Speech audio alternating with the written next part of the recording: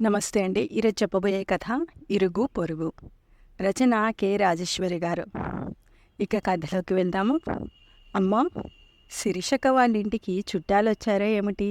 ఎవరో కొత్త వాళ్ళు కనిపిస్తున్నారు.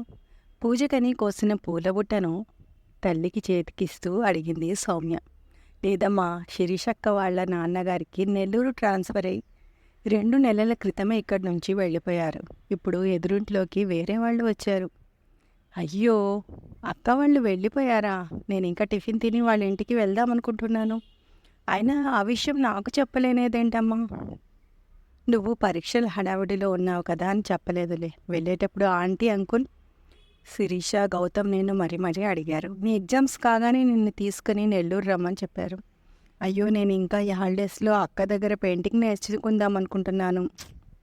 నిరాశగా అంటున్న కూతుర్ని చూసి, నిన్ననేగా ఎగ్జామ్స్ అయ్యాయి, 4 రోజులు రెస్ట్ తీసుకో. అక్క వాళ్ళు లేకపోతే ఏం? ఇప్పుడు ట్రైనింగ్ సెంటర్స్ చాలా ఉన్నాయి. నీకు ఏ కోర్సు ఇష్టమైతే అందులో జాయిన్ అవ్వదు కానీ అమ్మడు. నీకు ఇష్టమైన పూరి చేశానురా, తింటూ ఉండు. నేను ఈలోపు పూజ చేసుకొని వస్తాను అంటూ పూజ గదిలోకి వెళ్ళింది సావిత్రి. సౌమ్య 9th క్లాస్లో ఉన్నప్పుడు వీళ్ళ ఎదురింట్లోకి వచ్చారు శిరీష వాళ్ళు. శిరీష వాళ్ళ నాన్నగారు ఎలక్ట్రికల్ ఇంజనీర్. శిరీష సౌమ్య కంటే 2 ఏళ్ళు పెద్దది. శిరీష తమ్ముడు గౌతమ్ సౌమ్యతోటి వాడు. శిరీష వాళ్ళ ఫ్యామిలీ, సౌమ్య వాళ్ళ ఫ్యామిలీ బాగా కలిసిపోవడంతో సౌమ్య ఎక్కువగా శిరీష వాళ్ళ ఇంట్లోనే గడిపేది. సమయం దొరికితే చాలు ఎదురింటికి వెళ్ళి కూర్చునేది. ఇక ఆదివారాలు అయితే రోజంతా అక్కడే. 10th కాగానే సౌమ్యని ఓ రెసిడెన్షియల్ కాలేజీలో చేర్చారు. ఇంటర్ ఎగ్జామ్స్, ఎంసెట్ రాసి ముందు రోజు రాత్రే ఇంటికి వచ్చింది. హాలిడేస్లో చేయొచ్చని ఎన్నో ఊహించుకుంటూ వచ్చిన సౌమ్య వాళ్ళిక్కడి నుండి నెల్లూరు వెళ్ళిపోయారని తెలిసేసరికి డీలా పడిపోయింది. ఎగ్జామ్స్ బడలిక తీరేదాకా 2 రోజులు పగలు రాత్రి బాగా నిద్రపోయింది. 3వ రోజు నుండి తోచటం లేదమ్మా, బోర్ కొడుతోంది అంటూ ఒక్కటే గొడవ. ఓ రోజు సాయంత్రం గులాబీ మొక్కలకి, మల్లె మొక్కలకి నీళ్లు పోస్తున్నదల్లా ఆగి ఎదురింటి వరండాలో ఉన్న అమ్మాయిని చూసి, hi, I am Soumya, what is your sweet name అంటూ పలకరించింది. ఆ పిల్ల సీరియస్గా సౌమ్య వైపు ఓ చూపు చూసి లోపలికి వెళ్ళిపోయింది. ఎదురింటి అమ్మాయికి మూగ కానీ చెవుడు కానీ ఉందా? లోపలికి వస్తూ అంటున్న సౌమ్య మాటలకి అయోమయంగా చూసింది సావిత్రి. అదేంటి సౌమ్య, ఎందుకలా అన్నావు? ఏం లేదమ్మా, ఆ అమ్మాయిని పలకరిస్తే మాట్లాడకుండా సీరియస్గా చూసి లోపలికి వెళ్తేను. కూతురి మాటలకి నవ్వుకుంటూ, చెవుడైతే నువ్వు పలకరించగానే నీ వైపు ఎలా చూస్తుంది? వాళ్ళ మనస్తత్వమే అంతా. తల్లి కూతురు ఇద్దరు ఎవ్వరితోనూ కలవరు, మాట్లాడరు. 2-3 సార్లు నేను పలకరించబోతే స్టవ్ మీద కూరుంది అనో, ఫోన్ మోగుతున్నట్లుంది వస్తా అనో ఏదో పనున్న దానిలో వెళ్ళిపోయింది వాళ్ళమ్మ. ఇక ఈ పిల్ల అంతే, పలకరించినా పలకదు. వాళ్ళకంత టెక్కు అయితే మనకేంటి అనుకొని ఇరుగు పొరుగు ఎవరు కూడా వాళ్ళని పలకరించరు. అయినా నన్ను అడగకుండా ఆ పిల్లని ఎందుకు పలకరించావి? నాకేం తెలుసమ్మా, ఆ అమ్మాయి కూడా నా ఏజ్ పిల్లలాగే అనిపించి సరదాగా పలకరించాను. ఇలాంటి వాళ్ళు కూడా ఉంటారని నాకేం తెలుసు? ఇప్పుడు తెలిసింది కదా, ఇంకెప్పుడో పలకరించుకో. ఎదుటి వాళ్ళ మెంటాలిటీని బట్టే మనం నడుచుకోవాలి. సర్లే అమ్మా, ఏదో శిరీషక్క వాళ్ళలా సరదాగా ఉంటారేమో, ఇద్దరం ఈ హాలిడేస్లో ఎంజాయ్ చేయొచ్చు అనుకున్నాను. ఇప్పుడు చెప్పావు కదా, ఇక వాళ్ళ ఇంటి వైపు కూడా చూడను. అమ్మా, బోర్ కొడుతుంది, సరదాగా ఎక్కడికైనా వెళ్దాం. గారాబంగా అడుగుతున్న కూతురు వైపు మిరీపంగా చూసుకుంటూ నాన్నగారు వచ్చాక అడుగు. నాదేముంది, అయినా కాలేజీ ఉన్నంతకాలం అబ్బా అసలు సెలవులు ఇవ్వటం లేదంటూ గొడవ చేసేదాన్ని. ఇప్పుడు సెలవులు ఇచ్చి 4 రోజులు కూడా కాలేదు, బోర్ కొడుతుందంటూ ఒకటే నసా పెడుతున్నావు. ఇట్లా కాదు కానీ పద, ఈ హాలిడేస్లో ఎంచక్క వంట నేర్పుతాను అంటూ వంటగదిలోకి తీసుకెళ్ళింది. కాలింగ్ బెల్ మోగటంతో తలుపు తీసిన సౌమ్య ఎదురుగా ఉన్నామని చూసి ఎవరూ అర్థం కాక, అమ్మ ఓసారి ఇలారా అంటూ పిలిచింది. బెడ్రూమ్లోని బీరువాలోని బట్టలు సర్దుతున్న సావిత్రి ఎవరమ్మా అంటూ వచ్చింది. ఏమండి, ఆ ఇంట్లో వాళ్ళు ఎక్కడికి వెళ్ళారండి? ఈ చుట్టుపక్కల ఎవరిని అడిగినా తెలియదంటున్నారు, ఎదురింటి వైపు చూపిస్తూ అడిగింది. ఇంట్లోనే ఉన్నట్లున్నారే అంటున్న తల్లిని చూసి, లేదమ్మా, 2-3 రోజుల నుండి ఎవరూ కనబడటం లేదు, రాత్రి కూడా లైట్లు వెలగటం లేదు, ఏదైనా ఊరు వెళ్ళారేమో అంది సౌమ్య. అదేంటి, సెలవులకి పిల్లల్ని తీసుకురామని చెప్పి ఎవరికి పెట్టకుండా ఎక్కడికి వెళ్ళినట్లు అయోమయంగా అంటున్న ఆమెను చూసి, అయ్యో నిలబడే ఉన్నారు, రండి కూర్చోండి, ఎదురింటి వాళ్ళకి బంధువులా అండి మీరు? కుర్చీ చూపిస్తూ అడిగింది సావిత్రి. బంధువులేంటండి, అదిగో బయట నేమ్ బోర్డులో తాటికాయంత అక్షరాలు కనిపిస్తున్నాయిగా, భాస్కర్రావు అని. ఆయన గారు స్వయాన నా తోడబుట్టిన అన్నయ్యే. మేము ఈరోజు వస్తున్నామని 4 రోజుల క్రితమే ఫోన్ చేసి చెప్తే స్టేషన్కి కారు తీసుకొస్తానని చెప్పి పత్తా లేకుండా పోయాడే. ట్రైన్ దిగగానే ఎన్నిసార్లు ఫోన్ చేసినా అన్నయ్యది నాట్ రీచబుల్ అని, వదిన ఫోన్ ఏమో స్విచ్ ఆఫ్ అని వస్తోంది. ఇక విసుగు పుట్టి చేసేదేం లేక ఇల్లు మారినప్పుడు సామాన్లు సర్దటానికి వచ్చాను కదా, అది గుర్తుపెట్టుకొని ఎలాగో తంటాలు పడి ఇల్లు వెతుక్కుంటూ వచ్చాం. తీరా వస్తే ఇది పరిస్థితి. ఎదురుగా ఇంటికి తాళం కప్ప. నాకైతే మా అన్నయ్య మీద ఒళ్ళు మండిపోతుందనుకోండి. ఇంటికి ఎప్పుడొస్తారో అదైనా తెలుసా అండి? అసలు ఎప్పుడు వెళ్ళారో తెలియనప్పుడు ఎప్పుడొస్తారో నాకేం తెలుస్తుందండి? మీ వదిన గారు ఎవరితో మాట్లాడరు, వెళ్ళేటప్పుడు ఎవరితోనే నేను చెప్తే కదా తెలిసేది. మా వదిన అదో టైప్ మనుషులండి. ఇంట్లో వాళ్ళతోనే సరిగా మాట్లాడదు. ఇంటి ఓనర్ ఇల్లు ఎక్కడో తెలుసా అండి? కనీసం వాళ్ళకైనా చెప్పి వెళ్ళారేమో అనుకుంటాం. వాళ్ళు అసలు ఇక్కడ ఉండరండి, రాజేంద్ర నగర్లో ఉంటారు, చాలా దూరం. సర్లేండి, తెలియదంటున్నారు, ఇక చేసేదేముంది. మా అమ్మ వాళ్ళ ఊరు ఇక్కడికి దగ్గరే, 1 గంట ప్రయాణం, అక్కడికి వెళ్తాంలేండి. అన్నయ్య వాళ్ళు వస్తే బెంగళూరు నుండి మీ చెల్లెలు భాను వాళ్ళు వచ్చి వెళ్ళారని చెప్పండి. కుర్చీలో నుండి లేచిన భానుని చూసి, అయ్యో పాపం ఎప్పుడు బయలుదేరారో ఏమిటో, ఉండండి కాస్త కాఫీ అయినా తాగి వెళ్తురు అంటూ లోపలికి వెళ్ళబోయింది సావిత్రి. అయ్యో వద్దండి, బయట ఆటోలో మా వారు పిల్లలు ఉన్నారు, ఇప్పటికే చాలా లేట్ అయింది. ఆటోవాడు ఏం గొడవ పెడతాడో ఏమో, వస్తానండి వస్తానమ్మా అంటూ సౌమ్య బుగ్గగిల్లి ముద్దాడి వెళ్ళిపోయింది. ఈ ఆంటీ ఎంత చక్కగా మాట్లాడుతుందో కదమ్మా, ఆమె వెళ్ళిన వైపు చూస్తూ అంది సౌమ్య. ఇది జరిగిన 4 రోజుల తర్వాత వచ్చి 3 నెలలు కూడా కాలేదు, అప్పుడే ఇల్లు ఖాళీ చేస్తున్నారేమిటమ్మా అంట్లు తోముతూ పని మనిషి అన్న మాటలు విని ఎవరి అంది సావిత్రి.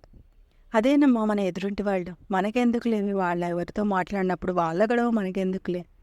ఆ మాట అన్నదే కానీ ఉండబట్టలేక గబగబా ముందు గదిలోకి వెళ్ళి తలుపు తీసి చూసింది. ఓ త్వరగా కానివ్వండి, ఇప్పటికీ చాలా లేట్ అయింది అంటూ హడావిడి చేస్తూ సామాన్లు లారీలోకి ఎక్కిస్తున్నామని చూసి, అరే భాను అనుకుంటూ గబగబా దగ్గరికి వచ్చింది. భానుగారు ఎప్పుడొచ్చారు? ఏమిటి హడావిడి? రాత్రి మేము వచ్చేసరికి చాలా పొద్దుపోయిందండి. ఉదయాన్నే అందరూ పనుల హడావిడిలో ఉంటారు కదా, డిస్టర్బ్ చేయడం ఎందుకులే, వెళ్ళేటప్పుడు కనబడి చెప్పి వెళ్దాం అనుకున్నాను, ఇంతలో మీరే వచ్చారు.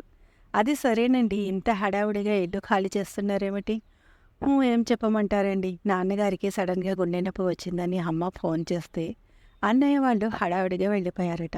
డాక్టర్ గారు మైల్డ్గా స్ట్రోక్ వచ్చింది, ప్రస్తుతానికి కంగారు పడాల్సింది ఏమీ లేదని చెబితే, ఇటు 2 రోజుల్లో మేము బయలుదేరి వస్తున్నాం కదా, ఇంతలోనే ఈ సంగతి చెప్పి కంగారు పెట్టడం ఎందుకని మాకు ఫోన్ చేయలేదట.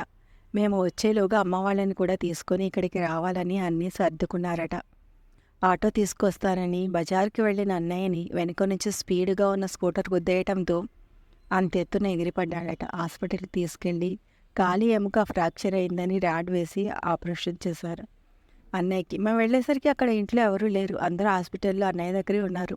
3 నెలల దాకా అన్నయ్య కదలటానికి లేదట. చూడండి మా పరిస్థితి, కష్టాలన్నీ ఒకదాని వెంట ఒకటి ఎలా వచ్చాయో, దేవుడికి నిజంగా దయలేదండి. ఏడుపు గొంతుతో చెప్తున్న భానుని చూసి అయ్యయ్యో ఎంత కష్టం వచ్చిందండి. వింటుంటే నాకే ఎంతో బాధగా ఉంది, జాలిపడింది సావిత్రి. మీ అన్నయ్య ఇప్పట్లో జాబ్కి వెళ్ళలేడు కదా, ఈయన బాగా కోలుకునేసరికి ఎన్నాళ్ళు పడుతుందేమో. సామానంతా అక్కడే వదిలేసి వచ్చాం. రోజులు అసలే బాగాలేవు, వెళ్ళి ఇల్లు ఖాళీ చేసి రండి అని నన్ను మా వారిని పంపించింది మా వదిన. ఇంతలో సెల్ మోగితే తీసి అంతా ఓకే, సర్దతం అయిపోయింది, ఇదిగో బయలుదేరుతున్నాము అంటూ సెల్ ఆఫ్ చేసి, మా వదినకి కాస్త చాదస్తా ఎక్కువనండి. 7 దాటితే రావు కాలం వస్తుందట, త్వరగా బయలుదేరమంటోంది. ఎండెక్కితే ట్రాఫిక్ కూడా ఎక్కువగా ఉంటుంది కదండి, వస్తామండి అంటూ లారీ ఎక్కి కూర్చుంది. ఈలోగా ఓ యువకుడు ఇంటికి తాళం పెట్టి వచ్చి లారీ ఎక్కడం చూసి బహుశా భాను వాళ్ళ ఆయనేమో అనుకుంటూ బాయ్ అంటున్న భానుకి చెయ్యాపి, ఈసారైనా కాస్త మంచివాళ్ళు వస్తే బాగుండు అనుకుంటూ లోపలికి వెళ్ళిపోయింది సావిత్రి. ఆదివారం మధ్యాహ్నం సావిత్రి, సౌమ్య వాళ్ళ నాన్న రంగనాథ్ గారు భోజనాలు కానిచ్చి తీరిగ్గా కూర్చుని టీవీ చూస్తున్నారు. కాలింగ్ బెల్ మోగటంతో సావిత్రి వెళ్ళి తలుపు తీసింది. ఎదురుగా ఎదురింట్లో నుండి ఇల్లు ఖాళీ చేసి వెళ్ళిపోయిన బ్యాంక్ మేనేజర్ వాళ్ళ ఆవిడ వాళ్ళ అమ్మాయి. మీరు అని అంతలోనే రండి కూర్చోండి అని పిలిచింది. మా ఇల్లు మొత్తం దొంగలు పడి దోచుకెళ్లారండి, పూచికో పుల్ల కూడా వదలకుండా మొత్తం పట్టుకుపోయారు. ఇప్పుడు ఏం చేయాలో మా పరిస్థితి ఏంటో అర్థం కావటం లేదు, కుర్చీలో కూలబడి గొల్లుమన్నదావిడ. ఆమె మాటలు అర్థం కాక సావిత్రి, రంగనాథ్లు ఒకరి ముఖాలు ఒకరు చూసుకున్నారు. అవునండి, మేము ఊరెళ్ళి వచ్చేసరికి వేసిన తాళం వేసినట్టే ఉంది, ఇంట్లో సామానంతా మాయమైపోయింది. ఏడుపే తక్కువగా ఉంది. భాస్కర్రావు గారి మొహం చూస్తుంటే అయ్యో నిలబడే ఉన్నారు, రండి కూర్చోండి, ముందు రామ్మా నువ్వు కూడా వచ్చి కూర్చో అంటూ ఆ తండ్రి కూతుళ్ళని పిలిచి కూర్చోబెట్టారు. సావిత్రి గబగబా లోపలికి వెళ్ళి చల్లటి మంచినీళ్లు తెచ్చి, ముందు మంచినీళ్ళు తాగండి, తర్వాత మాట్లాడదు కానీ అంటూ ముగ్గురికి మంచినీళ్ళు తెచ్చి ఇచ్చింది. మంచినీళ్ళు తాగి వాళ్ళు కాస్త స్థిమిత పడ్డాక, ఇప్పుడు చెప్పండి భాస్కర్రావు గారు, సామాన్యం ఏంటి, దొంగతనం ఏమిటి అన్నట్లు మీకు యాక్సిడెంటు, కాలు ఫ్రాక్చర్ అంటూ అప్పుడే గుర్తొచ్చినట్లు అనుమానంగా ఆయన కాళ్ళ వైపు చూశారు రంగనాథ్ గారు.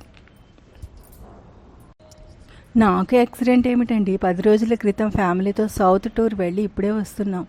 తాళం తీసి చూస్తే ఏముంది, ఇల్లంతా ఖాళీ. ఈ విషయం మీకేమన్నా తెలిసేమోనని వస్తే ఈ యాక్సిడెంట్ గొడవ ఏమిటండి, మీకు ఎవరు చెప్పారు నాకు యాక్సిడెంట్ అయిందని? ఎవరు ఏమిటండి, స్వయాన మీ చెల్లెలు భానుగారే చెప్పారు. మీ నాన్నగారికి బాగాలేదని తెలిసి మీరు ఊరు వెళ్ళారని, అక్కడ మీకు యాక్సిడెంట్ అయ్యి కాలు ఫ్రాక్చర్ అయితే సర్జరీ జరిగిందని, మీకు ఎప్పటికీ నయమవుతుందో ఏమో, రోజులు అసలే బాగాలేవు, ఇల్లు ఖాళీ చేసి సామాన్ తీసుకురమ్మన్నారని, నిన్ననేగా మీ చెల్లెలు వాళ్ళ ఆయన వచ్చి ఇల్లు ఖాళీ చేసి వెళ్ళారు. సావిత్రి మాటలకి మొగుడు పెళ్ళాలిద్దరూ ఒకరి ముఖాలొకరు చూసుకున్నారు. మా నాన్నగారు చనిపోయి 4 ఏళ్ళు అయింది. అమ్మ నాన్నలకి నేను, మా తమ్ముడు తప్ప మాకు చెల్లెలు ఎవరు లేరండి, మాకు తెలియకుండా ఈ చెల్లెలు ఎవరు అయోమయంగా అన్నారు. ఆయన మాటలకే ఆశ్చర్యపోతూ వారం రోజుల క్రితం భాను రావటం, ఇంటికి తాళం వేసి ఉండటం చూసి వీళ్ళ గురించి అందరిని ఎంక్వైరీ చేయటం, దగ్గరుండి నేను ఉదయం ఇల్లు ఖాళీ చేసేదాకా తనకి తెలిసిందంతా చెప్పింది సావిత్రి.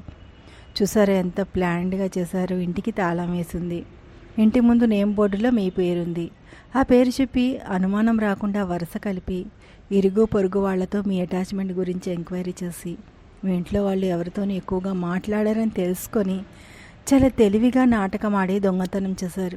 1-2 సామాన్లు పట్టుకుపోతుంటే దొంగతనం అనుకుంటారు, కానీ లారీ తీసుకువచ్చి సామానంతా తీసుకెళ్తుంటే ఎవరైనా ఇల్లు ఖాళీ చేస్తున్నారని అనుకుంటారు కదా. తాళం వేస్తున్న ఇల్లే కదా వీళ్ళకి టార్గెట్. ఇంటికి తాళం పెట్టి ఎక్కడికైనా వెళ్ళేటప్పుడు ఇరుగు పొరుగు వాళ్ళకి విషయం చెప్పి కాస్త చూస్తూ ఉండమని, ఏదైనా అనుమానం వస్తే ఫోన్ చేయమని, మీ ఫోన్ నెంబర్ ఇస్తే పరిస్థితి ఇంత దూరం వచ్చేది కాదు. పోనీ ఇక్కడి వాళ్ళ మీద మీకు నమ్మకం లేకపోతే కనీసం పోలీసులకి విషయం చెప్పిన వాళ్ళే ఓ కానిస్టేబుల్ని కాపలా ఉంచేవాళ్ళు. జరిగిందంతా జరిగిపోయాక ఇప్పుడేమనుకున్నా ప్రయోజనం లేదు, కానీ పదండి ముందు పోలీస్ స్టేషన్కి వెళ్ళి కంప్లైంట్ చేసి వద్దాం.